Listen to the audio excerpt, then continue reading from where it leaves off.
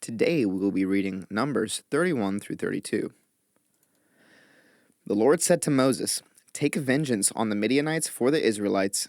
After that you will be gathered to your people." So Moses said to the people, "Arm some of your men to go to war against the Midianites so that they may carry out the Lord's vengeance on them.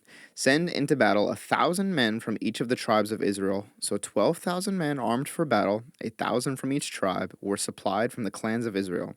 Moses sent them into battle, 1,000 from each tribe, along with Phinehas, son of Eleazar the priest, who took with him articles from the sanctuary and the trumpets for signaling. They fought against Midian, as the Lord commanded Moses, and killed every man. Among their victims were Evi, Rechem, Zur, Hur, and Reba, the 5 kings of Midian. They also killed Balaam son of Beor with the sword. The Israelites captured the Midianite women and children and took all the Midianite herds, flocks, and goods as plunder. They burned all the towns where the Midianites had settled, as well as their camps.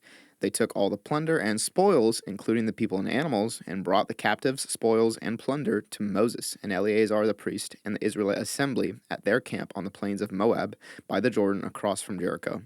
Moses, Eleazar the priest, and all the leaders of the community went to meet them outside the camp.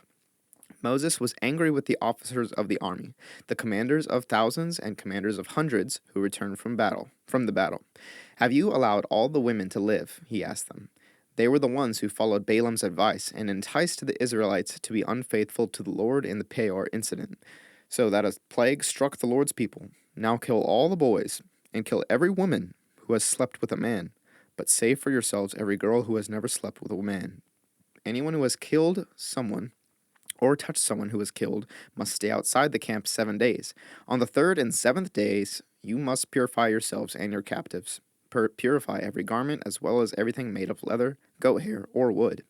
Then Eleazar the priest said to the soldiers who had gone into battle, "This is what is required by the law that the Lord gave Moses. Gold, silver, bronze, iron, tin, lead, and anything else that can withstand fire must be put through the fire, and then it will be clean. But it must also be purified with the water of cleansing, and whatever cannot withstand fire must be put through that water. On the 7th day wash your clothes, and you will be clean. Then you may come into the camp." The Lord said to Moses, "You and Eleazar the priest and the family heads of the community are to count all the people and animals that were captured. Divide the spoils equally between the soldiers who took part in the battle and the rest of the community.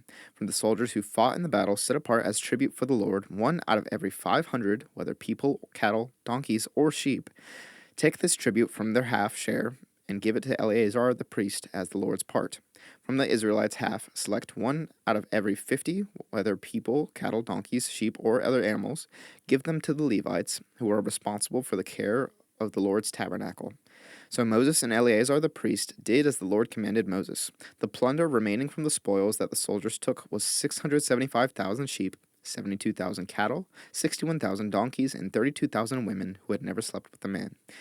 The half share of those who fought in the battle was 337,500 sheep, of which the tribute for the Lord was 675, 36,000 cattle, of which the tribute for the Lord was 72, 30,500 donkeys, of which the tribute for the Lord was 61, 16,000 people, of whom the tribute for the Lord was 32. Moses gave the tribute to Eleazar the priest as the Lord's part, as the Lord commanded Moses. The half belonging to the Israelites, which Moses set apart from that of the fighting men, the community's half, was 337,500 sheep, 36,000 cattle, 30,500 donkeys, and 16,000 people. From the Israelites' half, Moses selected 1 out of every 50 people and animals, as the Lord commanded him, and gave them to the Levites, who were responsible for the care of the Lord's tabernacle. Then the officers who were over the units of the army, the commanders of thousands and commanders of hundreds, went to Moses and said to him, "Your servants have counted the soldiers under our command, and not one is missing. So we have brought as an offering to the Lord the gold articles each of us acquired, armlets, bracelets, signet rings, earrings, and necklaces, to make atonement for ourselves before the Lord." Moses and Eleazar the priest accepted from them the gold, all the crafted articles, all the gold from the commanders of thousands and commanders of hundreds that Moses and Eleazar presented as a gift to the Lord weighed 16,750 shekels. Each soldier had taken plunder for himself. Moses and Eleazar the priest accepted the gold from the commanders of thousands and commanders of hundreds and brought it into the tent of meeting as a memorial for the Israelites before the Lord.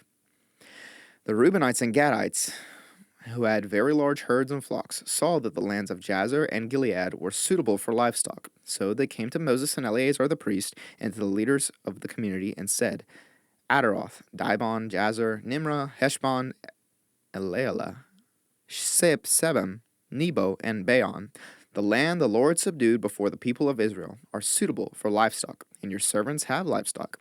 If we have found favor in your eyes, they said, let this land be given to your servants as our possession. Do not make us cross the Jordan. Moses said to the Gadites and Reubenites, should your fellow Israelites go to war while you sit here? Why do you discourage the Israelites from crossing over into the land the Lord has given them? This is what your fathers did when I sent them from Kadesh Barnea, to look over the land. After they went up to the valley of Eshcol, and viewed the land, they discouraged the Israelites from entering the land the Lord had given them. The Lord's anger was aroused that day, and he swore this oath, because they have not followed me wholeheartedly, not one of those who are 20 years old or more when they came up out of Egypt will see the land I promised on oath to Abraham, Isaac, and Jacob. Not one except Caleb son of Jephunneh the Kenizzite, and Joshua son of Nun, for they followed the Lord wholeheartedly. The Lord's anger burned against Israel, and he made them wander in the wilderness 40 years, until the whole generation of those who had done evil in his sight was gone. And here you are, a brood of sinners, standing in the place of your fathers, and making the Lord even more angry with Israel. If you turn away from following him, he will again leave all this people in the wilderness, and you will be the cause of their destruction. Then they came up to him and said, we would like to build pens here for our livestock and cities for our women and children. But we will arm ourselves for battle and go ahead of the Israelites until we have brought them to their place. Meanwhile, our women and children will live in fortified cities for protection from the inhabitants of the land. We will not return to our homes until each of the Israelites has received their inheritance. We will not receive any inheritance with them on the other side of the Jordan, because our inheritance has come to us on the east side of the Jordan. Then Moses said to them, if you will do this, if you will arm yourselves before the Lord for battle, and if all of you who are armed cross over the Jordan before the Lord until he has driven his enemies out before him, then when the land is subdued before the Lord, you may return and be free from your obligation to the Lord and to Israel, and this land will be your possession before the Lord. But if you fail to do this, you will be sinning against the Lord, and you may be sure that your sin will find you out. Build cities for your women and children and pens for your flocks, but do what you have promised. The Gadites and Reubenites said to Moses, we, your servants, will do as our Lord commands. Our children and wives, our flocks and herds, will remain here in the cities of Gilead. But your servants, every man who is armed for battle, will cross over to fight before the Lord, just as our Lord says. Then Moses gave orders about them to Eleazar the priest and Joshua son of Nun, and to the family heads of the Israelite tribes. He said to them, if the Gadites and Reubenites, every man armed for battle, cross over the Jordan with you before the Lord, then when the land is subdued before you, you must give them the land of Gilead as their possession. But if they do not cross over with you armed, they must accept their possession with you in Canaan. The Gadites and Reubenites answered, your servants will do what the Lord has said. We will cross over before the Lord into Canaan armed, but the property we inherit will be on this side of the Jordan. Then Moses gave to the Gadites, the Reubenites, and the half-tribe of Manasseh, son of Joseph, the kingdom of Sihon, king of the Amorites, and the kingdom of Og, king of Bashan, the whole land with its cities and the territory around them. The Gadites built up Dibon, Adaroth, Atroth, Shophen, Jazer, Jogbeha, Beth Nimrah, and Beth Haran as fortified cities, and built pens for their flocks.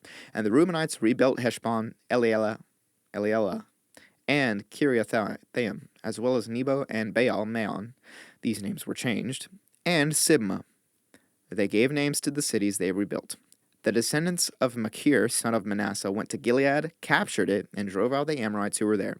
So Moses gave Gilead to the Machirites, the descendants of Manasseh, and they settled there. Jair, a descendant of Manasseh, captured their settlements and called them Havoth Jair. And Nobah captured Kenath and its surrounding settlements and called it Nobah after himself.